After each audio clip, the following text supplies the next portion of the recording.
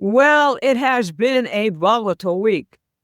The true believers in globalism are clutching their pearls and lashing out violently and incessantly. They are attempting to crash the bond market and stocks, betting that Americans are too weak and stupid to bear the challenge and potential pain involved in restoring a self sufficient and full set American economy, and with it, well, our spiritual self respect. The economy Donald Trump was handed by Joe Biden was an economy already on the verge of collapse. That's the truth to be told from this week. All the market analysts have been saying for 2 years that this market is a bubble, vastly overvalued, and that the galloping national debt, what Biden used to paper over this economy's true condition, would lead to an inevitable crash. Now they are seeking to blame Donald Trump for the volatility their own war against Donald Trump is causing now to fully come to the surface.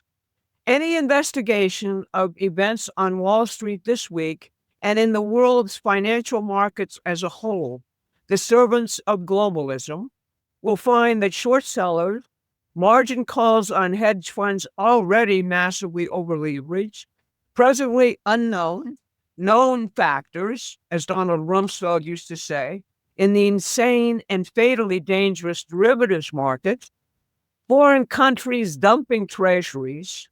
Those were the waiting weapons used to attack Donald Trump and fuel a panic to save the present system. It's failed. They failed. Now, general ignorance about the wonderful weapon of successful American system economics, namely tariffs, was also a factor they exploited.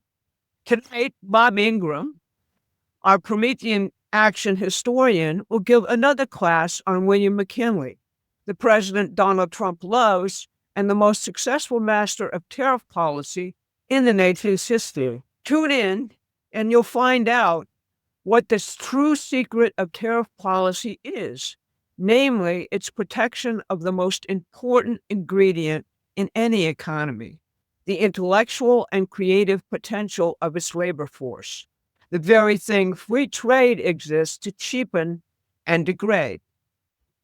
In addition to the New York Times, the Washington Post, Wall Street Journal, etc., the globalist true believer siren song was also sung by China on Friday, with Xi Jinping calling on the flailing and failing EU to join China in preserving globalism and free trade and resist unilateral bullying.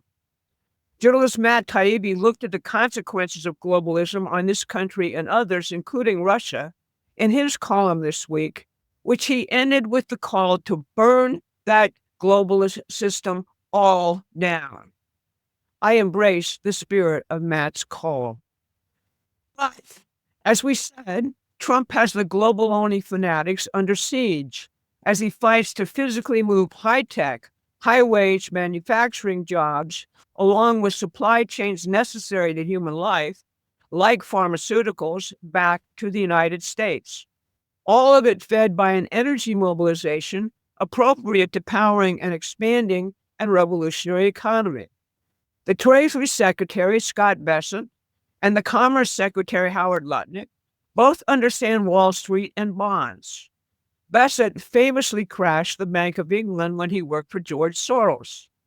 It would not be a huge intellectual leap for him to do the same to the Bank of China or even the hostile Federal Reserve, taking the Fed over on behalf of financing major infrastructure projects here. The president, meanwhile, is proceeding apace on his plan, rapidly turning the lights on in major industries which had been shuttered here, like clean coal, which he opened up again with an executive order this week, surrounded by cheering coal miners.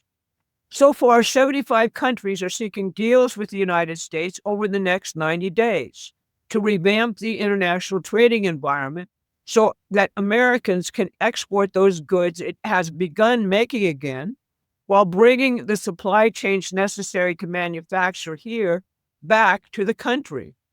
Inflation is down, hiring is up, oil is down, and we are on the road to economic salvation, although it is a tough road ahead, given the rotten economy we inherited.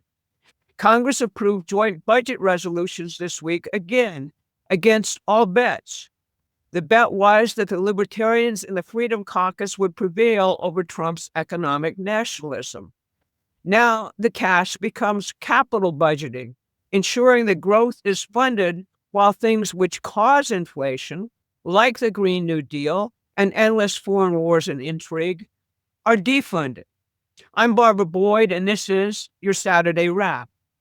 Well, I led with economics, which are primary.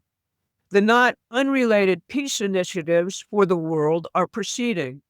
Steve Witkoff, the president's envoy, met with Vladimir Putin yesterday in St. Petersburg about settling Ukraine. At the same time, Trump's envoy to Ukraine, Lieutenant General Keith Kellogg, presented a map for settlement which includes Ukraine ceding the 4 Russian-speaking Donbass provinces in that country to the Russians.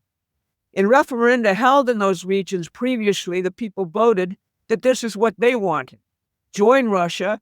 We don't want to be ruled by people hostile to us in Kyiv. These provinces have been at war with the central government of Ukraine since 2014. In Oman, talks are taking place between the United States government and Iran concerning a new nuclear deal and heading off the potential for yet another war in the Middle East, something which would be devastating for the United States, Iran, and the world as a whole. There is every reason to believe that Russia has assisted the United States in bringing Iran to the table. We'll report such results as we have on this on Monday. Finally, I want to explore the president's progress in dismantling the deep state apparatus which almost killed him and the country. The crossfire hurricane binder, so-called, what President Trump tried to declassify back in 2020, was finally declassified this week. It traces important elements of the FBI's completely illegal and unfounded war against Donald Trump and the American president. It's what the Justice Department was trying to retrieve when the FBI raided Mar-a-Lago. To this writer, there is not much which is new, which was not already known. But you have to ask, why then all the intrigue and desperation at Main Justice, enough to risk the Constitution and everything else? Well, I'll tell you, it's the British end of all of this, trying to protect how much this nation had been absorbed by the hostile, modern British financial empire and its agents, such as our intelligence agencies functioning as subsidiaries, in effect, of Her Majesty's Secret Intelligence Services. That was the Obama administration and the Obama White House.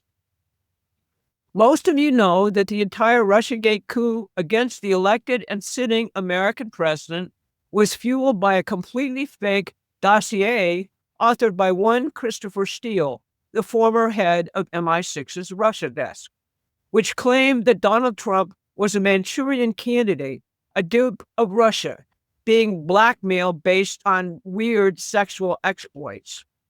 That dossier became the central legend in a propaganda and brainwashing campaign, the likes of which this nation has never seen. The new binder contains the FBI's main interview of Christopher Steele, who it had paid as an informant for a number of years previously. Steele was also a key operative in the joint U.S.-British coup in Ukraine in 2014, which led to the present genocidal war. In that FBI account, Steele tells the FBI that Donald Trump is our, meaning British intelligence's, main opponent because his foreign policy was against British interests and threatened the historical special relationship. As I previously documented, Steele was not some rogue agent, as the British now claim. He was still working for MI6 And the British had bragged about how they started Russiagate against Trump in 2015, based on feeding fake intercepts from their NSA, GCHQ, to the Obama White House and John Brennan. The other major controller of Steele's campaign turns out to be Victoria Nuland at the State Department and her friend John Weiner. I'll be covering this, including the fact that the other key operator in Russiagate, Stefan Halper, was a British agent. That will be a post going up on the website in the next couple of days. Please watch for it. Otherwise, DNI Tulsi Gabbard announced that she has the best and brightest looking at manipulation of voting machines and will be declassifying the RFK and Martin Luther King assassination files shortly. We also learned that Ryan Roth, Trump's second would-be assassin, tried to purchase a missile to take down Trump's plane from his numerous contacts in, guess where, Ukraine. I will explore the relevance of this in the same new post on the website and again on the Monday brief. So those who want a self-sufficient nation where communities and families thrive and human beings succeed by challenging their imaginations and their creativity and are rewarded for that, well, those folks and us are in their element now. Sort of like that adventurous and rambunctious spirit which led our forefathers first to come here and then to go further west into the dangerous and the unknown.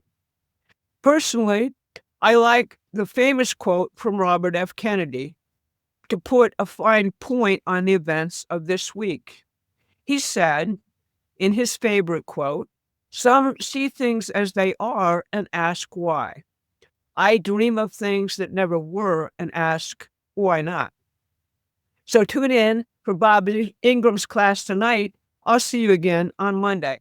Thanks very much for listening. Thanks for watching. Please take a moment and subscribe to our free newsletter at prometheanaction.com.